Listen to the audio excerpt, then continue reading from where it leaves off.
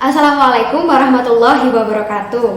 Waalaikumsalam. Waalaikumsalam warahmatullahi wabarakatuh. Baik, sudah bergabung semua ya ini. Kita mulai terlebih dahulu dengan berdoa menurut kepercayaan masing-masing. Silahkan.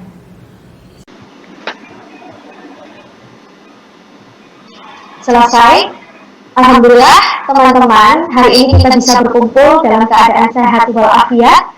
Sebelum pembelajaran, kita presensi dahulu. Adakah yang absen?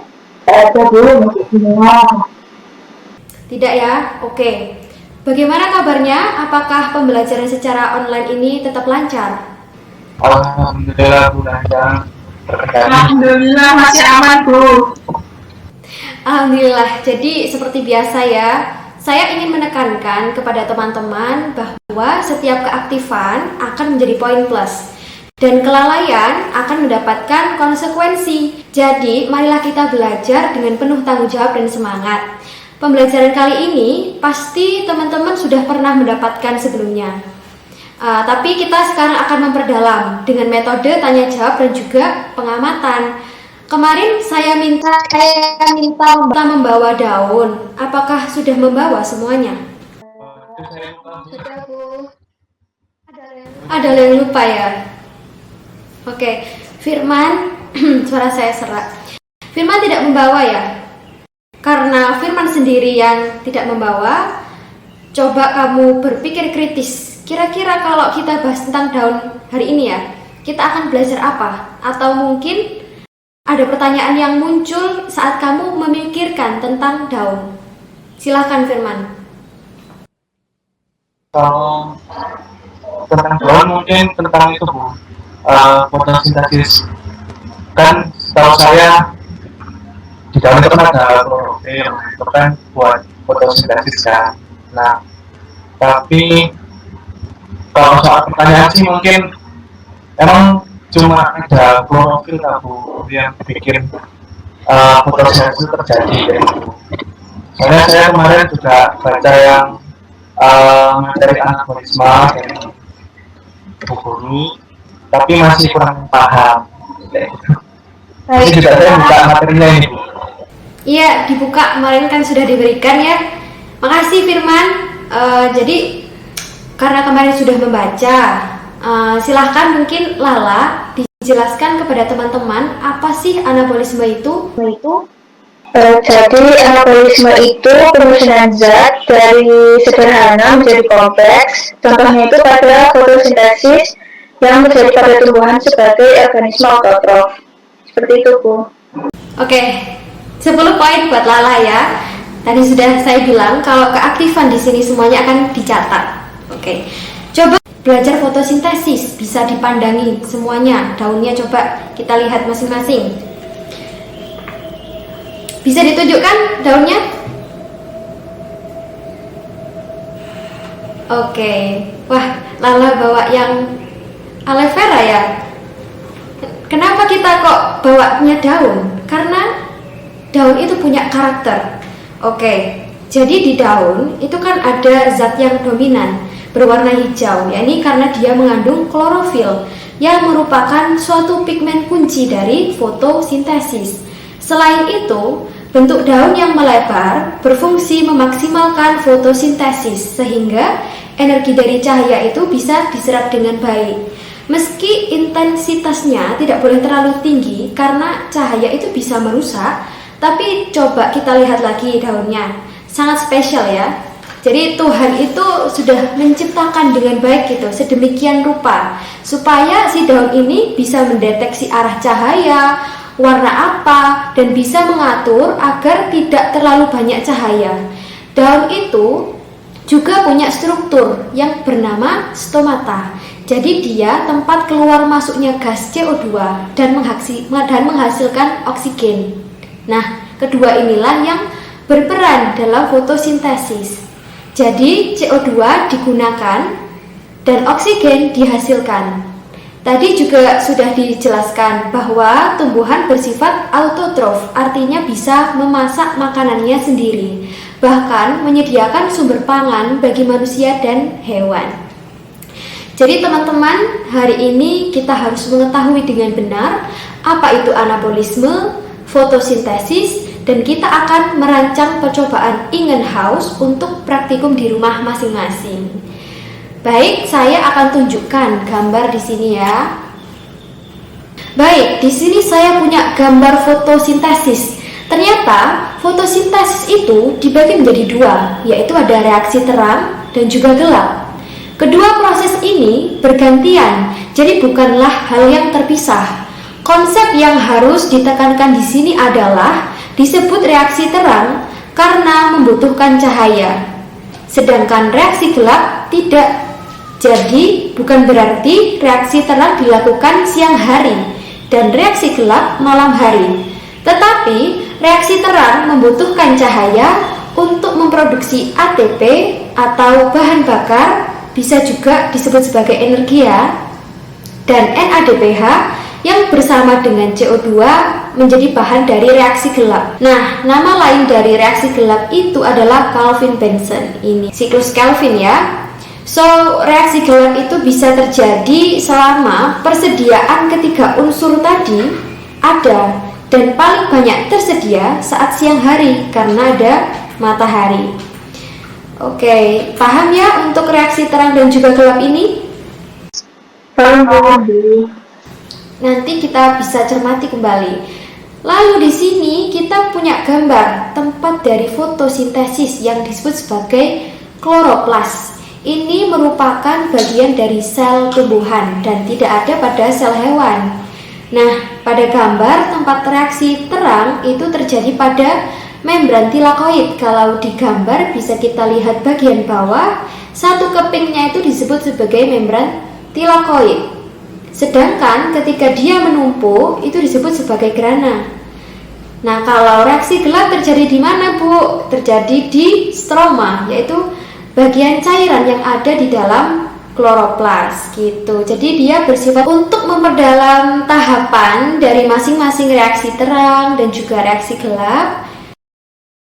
Saya akan membagi teman-teman semua menjadi dua kelompok, Tika dengan Lala, Firman dengan Rizka ya. Silahkan setelah pembelajaran usai dilakukan diskusi melalui WhatsApp. Yang umum kita gunakan kan biasanya ada WhatsApp group ya. Lalu hasilnya akan jadi nilai pengetahuan bagi teman-teman. Itu. Jadi dari tugas ini apakah ada yang ditanyakan? Saya mau bertanya. Silahkan, Tika mau bertanya apa? Setelah tadi saya mencari daunnya, ternyata ada daun yang ada di dekat ininya, Bu. Apakah itu normal atau bagaimana? Oh, jadi yang ditanyakan tentang kenapa daun itu ada bercak warna kuning ya, padahal dia normal. Menarik sekali pertanyaannya, jadi teman-teman bisa disimak ya. Jadi, daun biasanya punya warna kuning, bukan berarti dia tidak berklorofil, tapi bisa saja kadarnya itu lebih rendah. Ada yang disebut sebagai pigmen karotenoid, yaitu pigmen berwarna kuning dan menuju orange gitu. Yang fungsinya itu sama-sama menyerap cahaya violet dan biru hijau yang digunakan untuk fotosintesis. Jadi dia saling berkolaborasi dengan klorofil sama-sama. Namun lebih spesifiknya, si karotenoid ini dia berfungsi untuk perlindungan. Jadi dia berfungsi sebagai fotoproteksi pada daun supaya daun ketika menerima cahaya banyak itu tidak rusak gitu. Terjawab ya, Tika? Nah, sekarang saya ingin bertanya balik. Kan ada daun sama-sama berwarna kuning, tetapi tidak normal atau dia tuh sakit. Nah, itu kira-kira mengapa ya? Adakah di antara kalian yang bisa menjawab? Coba dipikir dulu. Kalau sepaham saya, warna daun yang warna kuning itu karena penyakit. Nah, biasanya itu karena kekurangan unsur kimia atau kekurangan mineral seperti magnesium. Nah, saya pernah baca peristiwa itu disebut dengan klorosis, Bu. Tapi setahu saya Bu, itu tidak hanya warna kuning, Setahu saya tidak hanya warna-warna, jadi warnanya itu tergantung sama tumbuhan itu kekurangan unsur apa, seperti itu Bu. Seperti yang kita ketahui ya, kalau kita membahas tentang fotosintesis, membahas daun, itu tidak hanya kita tahu kalau mereka normal, tapi ternyata mereka ini juga dikendalikan oleh lingkungan. Jadi bagaimana dia bisa melakukan proses secara lancar gitu ya, dia harus sehat dulu. Nah, sehatnya ini bergantung pada lingkungan. Apakah lingkungan itu menyediakan unsur-unsur hara yang cocok dan yang dibutuhkan? Kalau misalnya teman-teman di sini tahu bahwa untuk menyusun suatu klorofil itu ada struktur kimia, yang mana di struktur kimia ini ada susunannya, ada Mg, ada juga C, ada juga kalium gitu. Ketika salah satu unsur ini tidak ada, maka akan terjadi keabnormalan gitu ya, keabnormalan. Benar pula tanggapan dari Lala, ada tumbuhan yang daunnya berwarna ungu. Biasanya ini karena dia kekurangan unsur fosfor. Sekarang kita menuju penilaian keterampilan. Silahkan masing-masing melakukan percobaan Ingenhausen untuk mengetahui fotosintesis. Nah, ini dilakukan di rumah masing-masing ya, karena kita pembelajarannya hanya bisa secara online. Tapi bukan berarti kita terkendala. Berarti kita bagaimana sih caranya bisa tetap dapat pengetahuan yang sama tapi di rumah. Nah, saya akan share screen dulu ya. Berikut merupakan langkah-langkah atau demonstrasi percobaan Ingenhausen sederhana. Pertama, siapkan alat dan bahan. Tumbuhan hidrilla, botol bening, wadah air, dan soda kue atau NaHCO3 2 gram. Kedua, masukkan hidrilla ke dalam botol dengan posisi terbalik. Lalu, masukkan air hingga memenuhi botol. Kemudian, tambahkan soda kue sebanyak 2 gram. Tutuplah botol, kemudian letakkan dalam posisi terbalik pada 3 tempat yang berbeda. Pertama, di bawah terik matahari. Kedua, pada kurang terik. Dan ketiga, pada ternaungi. Amatilah fotosintesis yang terjadi. Kemudian ambillah data sesuai dengan lembar kerja praktikum. Berikut merupakan contoh dari fotosintesis yang terjadi sesuai dengan demonstrasi yang telah saya jelaskan.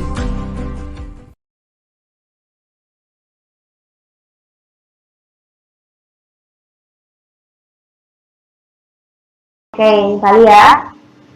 Sebelum pembelajaran usai, siapa ini yang ingin menyebutkan poin penting pembelajaran hari ini? Akan mendapatkan 10 poin dari saya. Oh, saya Bu.